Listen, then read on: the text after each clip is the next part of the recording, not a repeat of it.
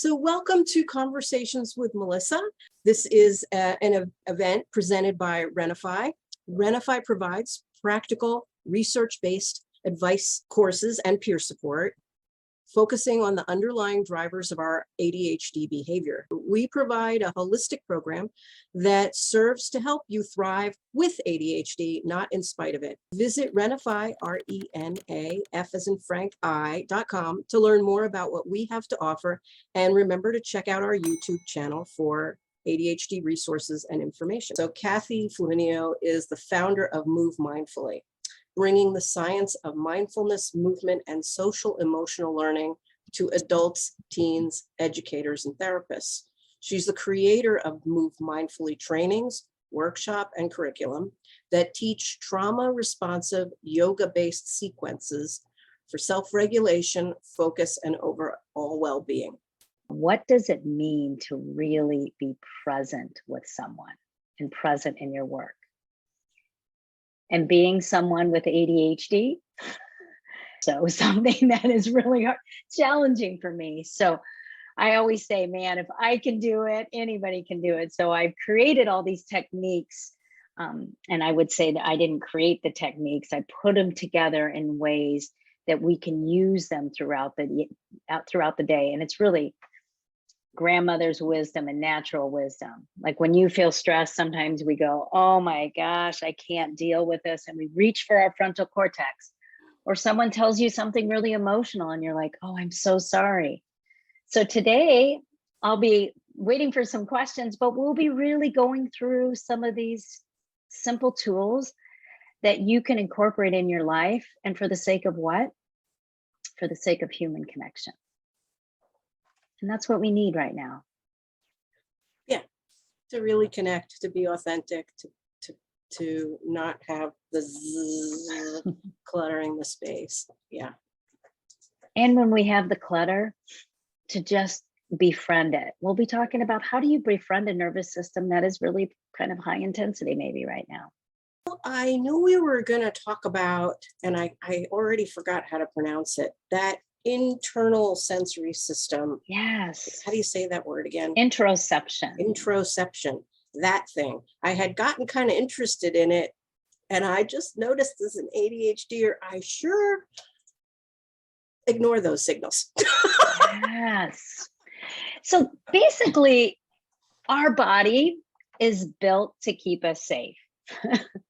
So I'm just going to tell you a little bit of story because this will give you a tiny bit of background about who I am. So I was in the fitness and wellness industry, and I was in the schools, in Minneapolis public schools as a social worker for 20 years. About 10 years into my career, I went to work one day and I looked at the adults and youth and I thought, we have got to do something different. And I was doing everything from the chin up, which I'm sure many of you are doing too, right? All our work is really kind of chin up, problem solving, etc. When stress and trauma is in your nervous system, it's inside the nervous system. So it is a mind-body thing going on. So one day I said, we're done talking. And I just started integrating these simple techniques. And within 6 weeks, we saw changes we hadn't seen in 10 years. And what were the changes? The changes were people were learning about their nervous system. So when we think about these big science terms, neuroception is our ability to kind of notice what is going on in the world, really to keep ourselves safe. So you've got exteroception, which is you noticing everything around you. And interoception are these inner cues. And when we get really stressed out, we don't listen. So then when we slow down a little bit and you're like, oh my gosh, I am just moving way too fast right now. Or, oh my gosh, I'm really hungry, or I'm thirsty. So when we just stop and notice, we can start to listen to those internal cues, because your body, there's a book called The Body Keeps the Score. It was written by a psychiatrist, Bessel van der Kolk, and he studies trauma. And basically your body is scoring up. So I might just ask everyone right now to get a little interoception cue. So just place your feet on the floor and just notice physically how you're feeling right now. So I'm talking to you right now and I'm just going to scan head to toe. So I notice I got a headache. I'm thinking I'm a little dehydrated. My shoulder. So just scan head to toe. What's going on? What are you noticing how you are at this time in the day for you? What are you feeling? I'm thirsty. Yeah, I'm a little sleepy. And then I'm even going to ask you where you've been holding stress. Like if you just know like where you hold stress, hungry, overstimulated, tired, dry. Good. Mm. Because when we can name it in the therapy world, we say when you name it, you can like tame it, or I would say befriend it. I'm not trying to tame everything that's going on, because our anxiety and stress have something very, and anger have something very important. Feeling uneasy, guarded, I'll be up all night. Oh, good. So are you ready to do some things? Let's do a few things. Can I just jump in and do a few things? We want it. We want it. Let's do it. Let's do it right now. Okay. So what we're going to do right now is we are just going to look at a little bit of what's happening in our body and why. What do we do when we're feeling tension, thirsty? I'm feeling it in the back of my neck. What you all are feeling actually it's your sympathetic nervous system. This is a part of your brain that gets ready to what we call flight, fight, freeze. Okay. And what we want to be really good at is moving into this parasympathetic, which is your relaxation, your rest and digest. And what happens when we get stressed, and some of you have named it, it's not like this magical thing like that all of us are like, oh my gosh, I have nothing for you. Number one, we're at their computers like this, but also we start to contract in. So what I'm going to do really quickly right now is move from a place of contraction, and we're just going to unwind. So you're going to see, we're going to unwind your jaw. We're going to unwind this forehead that narrows in and gives you headaches. We're going to unwind your shoulders, which move up and palm downward. If we were in a real stress response, we'd be covering like this. We're going to open up the front of the body to feel more awake and more connected. And we're going to release our legs. We're going to release. So we're moving into a relaxed, alert state where my body is relaxed and my mind is alert. And why is it alert? If you look at my little globe, you're just getting more blood flow to the frontal cortex, literally. So when you get stressed, blood is shunted from the frontal cortex to your extremities so you can flight, fight, or freeze. But it's just an eval, it's an overwhelm of the system. Okay, I'm going to stop talking.